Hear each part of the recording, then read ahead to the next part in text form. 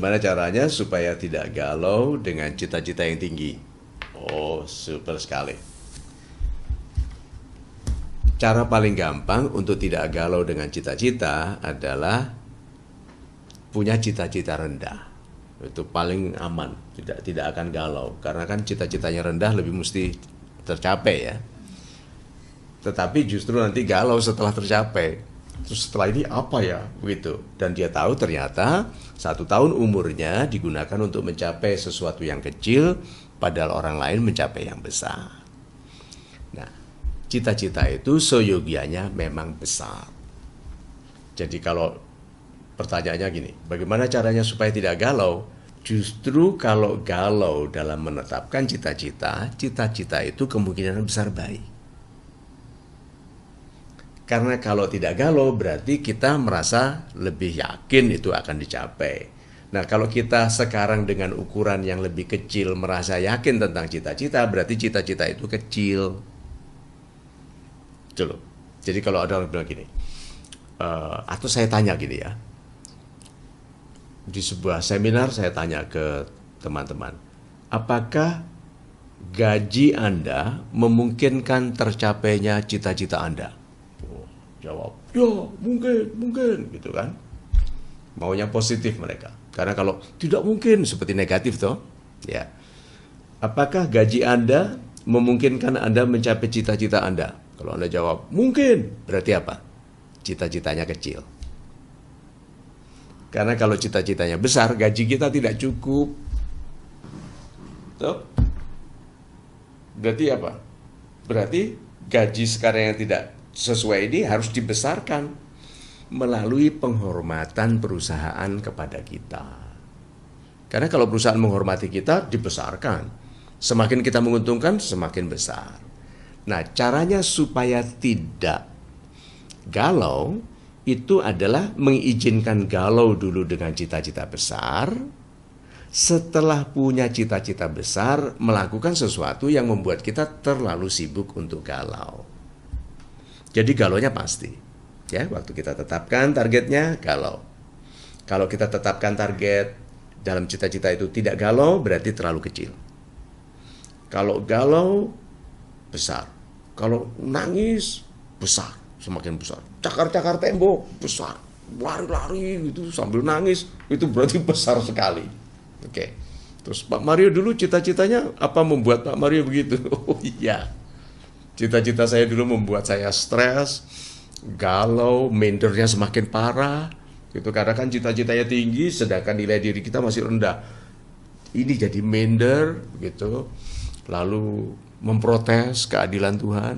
Kenapa orang lain kok gampang? Kenapa dia kok dilahirkan di keluarga kaya? Saya tinggal di sebuah komplek kecil.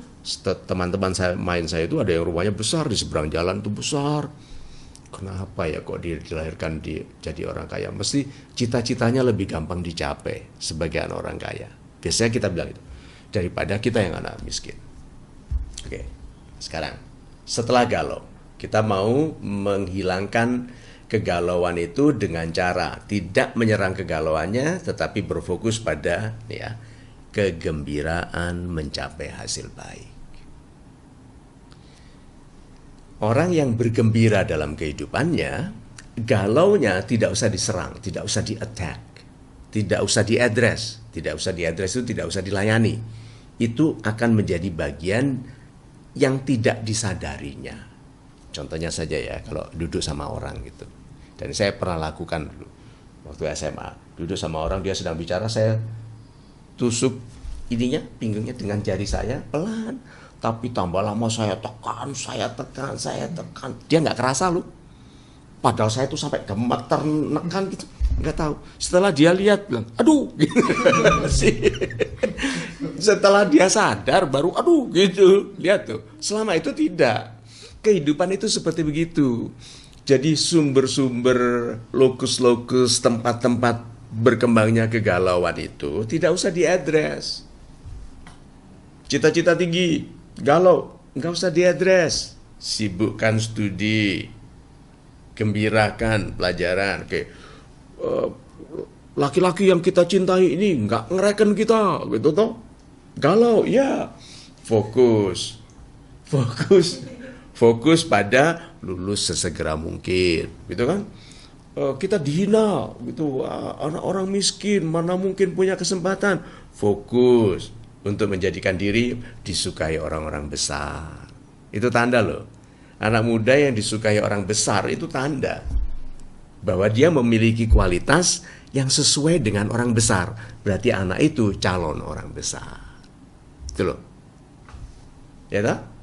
Nah, kalau kita sedang berfokus pada kegembiraan membangun kemampuan, tempat-tempat kegalauan ini ada. Kegalauannya ada, tapi tidak terasa lagi. Itu loh, tidak terasa lagi. Jadi orang yang tanya bagaimana caranya menghilangkan kegalauan, nggak bisa. Semakin kegalauan itu diserang, semakin menguat. Kenapa menguat? Karena disadari.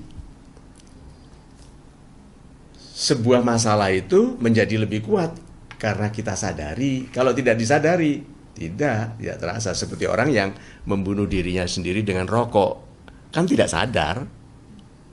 Kalau sadar dia nggak akan merokok. Dia tahu kok. So, kesimpulan, urutan logikanya, jangan jadi orang yang hidupnya hanya sekali untuk mencapai sesuatu yang kecil. Hidupnya satu kali, kok mencapai sesuatu yang kecil. Kedua, percayalah pada konsep kasih sayang Tuhan bagi orang yang berupaya. Kalau kita mengupayakan yang besar, dapatnya besar. Itu sudah dijamin oleh Tuhan. Mengupayakan yang kecil, dapatnya kecil. Nah, kan ada nasihatnya. Kebaikan yang kamu upayakan adalah untukmu. Keburukan mereka adalah untuk mereka. Berarti upayakan yang baik. Terus, katanya sebaik-baik manusia adalah yang bermanfaat bagi sesama. Nah, kebaikannya itu kalau mau bermanfaat, jadikan kebaikan yang menguntungkan satu orang, tumbuh menjadi dua orang. Mulai dari kesadaran hari ini aku akan buat satu orang senyum, menjadi dua orang tersenyum, 3 orang merasa bahagia, 4 orang merasa dosanya bisa diselesaikan dengan kebaikannya. Coba itu tiap hari gitu. Nah, kesibukan dalam membangun kemampuan tadi membuat kita akhirnya ini nggak apa-apa kok galau. Kita tidak menjadi manusia kelas 2 atau KW karena galau. Nah, karena hati itu seperti semua bejana yang hanya bisa diisi oleh satu jenis, gitu. Pada waktu diisi kebahagiaan, ketidakbahagiaan keluar. Waktu diisi dengan kegembiraan membangun kemampuan, kegalauan keluar. Gitu.